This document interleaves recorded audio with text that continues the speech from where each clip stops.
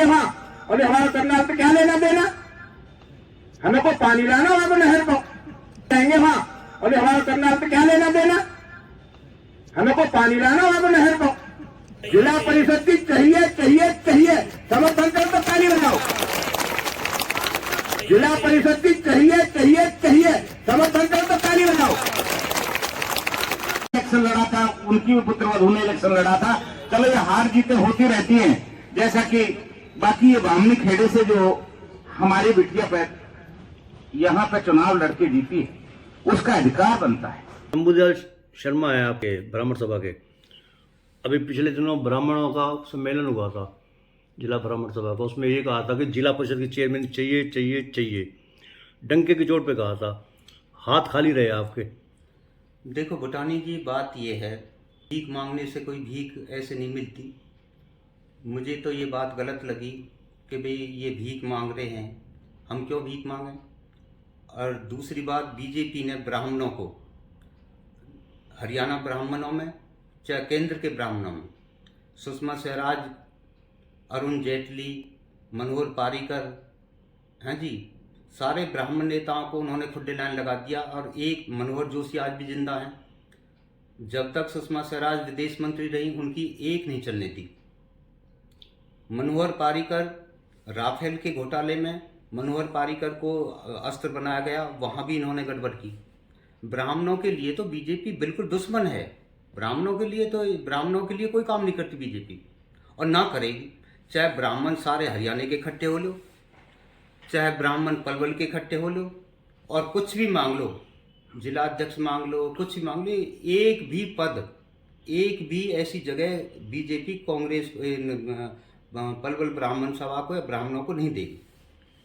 शंभू शर्मा का कहना था, और साथ में उनके साथ मौजूद थे दिनेश भारद्वाज, जो करण सिंह दलाल के खास समर्थक हैं। उनका ये कहना था कि जैसे ब्राह्मण का श्राप होता है ना, लग गया तो बहुत बुरा होता है। जैसे चौटाला ने नहीं मानी थी ब्राह्मणों की बात, तो उनको सीएम पद खोना पड़ा था। हुड्डा ने बात नहीं मानी तो हुड्डा को सीएम पद खोना पड़ा था।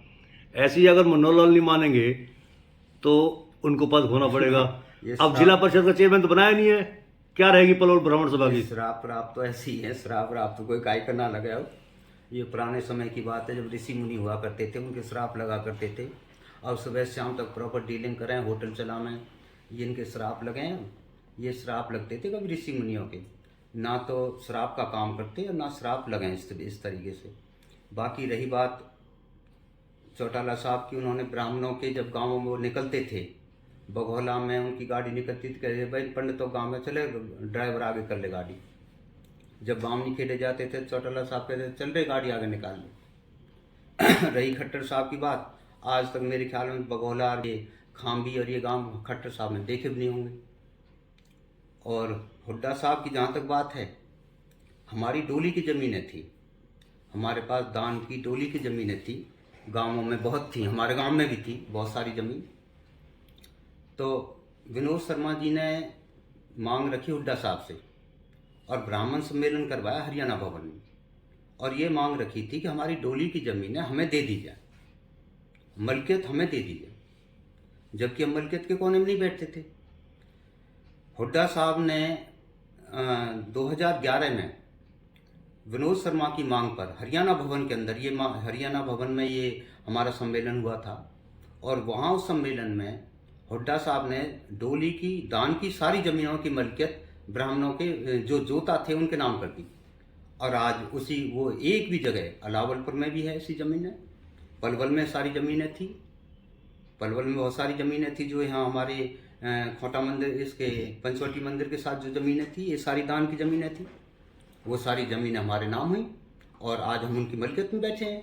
केवल एक पंचायत की ज़मीनें जो थी, जिसमें अभी डिस्प्यूट चल रहा है, हम तो उस पंचायत की ज़मीनों को भी, पंचायत ने वो नाम नहीं की थी, उस समय पंचायत थी नहीं।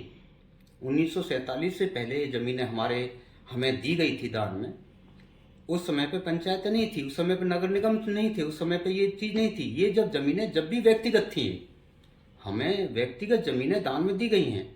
हम तो आज भी सरकार से, जो हुड्डा साहब तो हमें दे गए, लेकिन जो खट्टर सरकार हमसे छीन रही है, उस ज़मीन को हम पुनः अपनी मांग रखते हैं, उस कानून को रद्द किया जाए।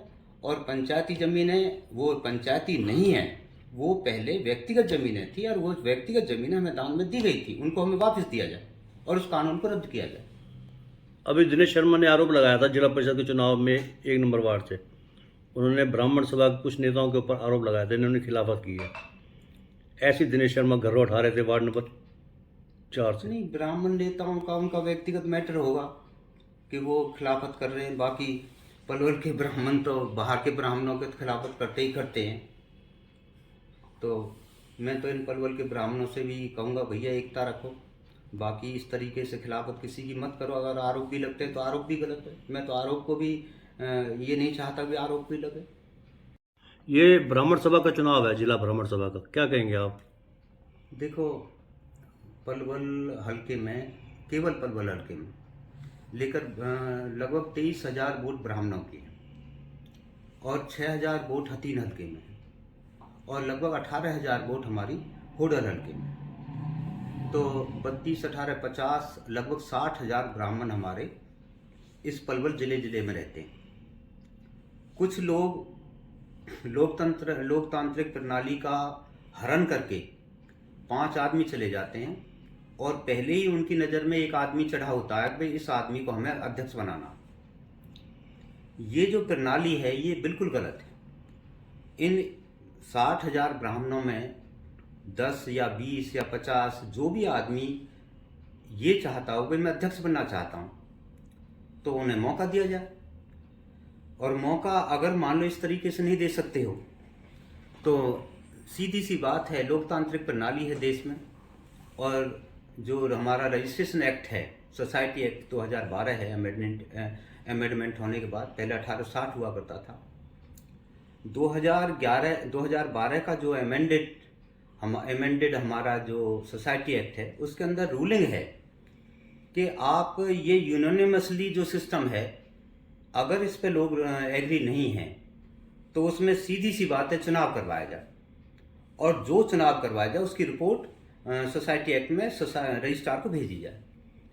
तो मैं ये जो सिस्टम चल रहा है इनका, क्या करते हैं, 5 आदमी जाते हैं, 4 आदमी बुजुर्ग या जो भी है इकट्ठे हो जाते हैं, एक आदमी पहले ही वो निशाना बनाए रखते हैं कि भाई इस आदमी को हमें बनाना ही बनाना है। अब वो क्या करते हैं, पंचायत मान लो वहाँ 1000 आदमी 500 आदमी जुड़ते हैं, उसको ये हैक कर लेते हैं। 5 आदमी 7 आदमी भाषण करेंगे, माइक पकड़ लेंगे और माइक से उसे हैक कर जाएंगे और वहाँ पर दूसरे को मौका नहीं देते बोलने का। इस प्रणाली को मैं गलत मानता हूँ। यूनानिमसली कोई प्रणाली नहीं होती। ये कोई पुराने टाइम में कभी था इस तरीके का सिस्टम।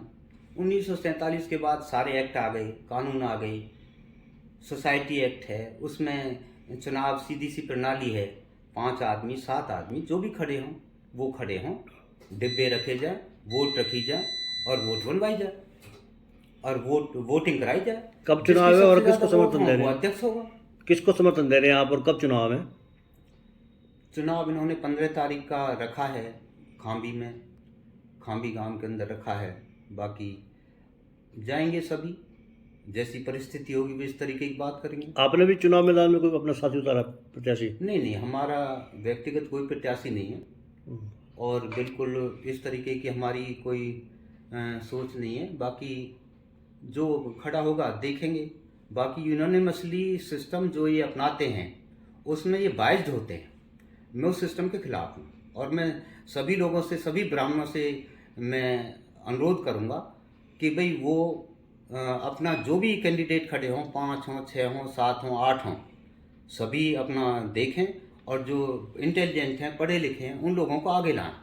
नीचे जो आप देख रहे हैं YouTube चैनल, इसको आप लाइक करें, सब्सक्राइब करें, कमेंट बॉक्स में जाकर एक प्रतिक्रिया अवश्य दें और इस लिंक को आप ज़्यादा से ज़्यादा शेयर भी कर दीजिए। वोकल फॉर लोकल के लिए आपका इतना सहयोग हमें चाहिए। धन्यवाद। जय हिंद, जय भारत।